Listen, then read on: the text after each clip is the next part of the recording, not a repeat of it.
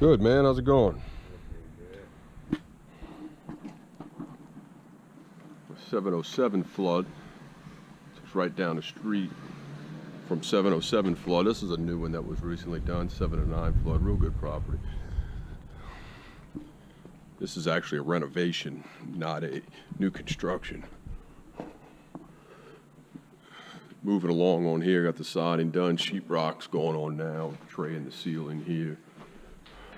It's a long, straight, narrow path. Cathedral to ceiling, this will be the kitchen area. Got a nice little touch.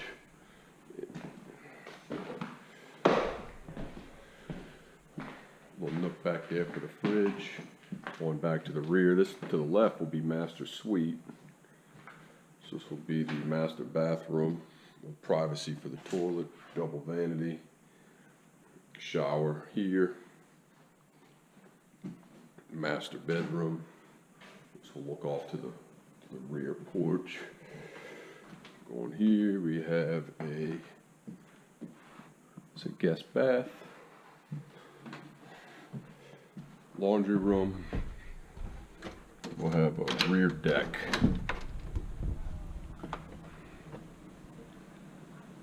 Nice sized backyard.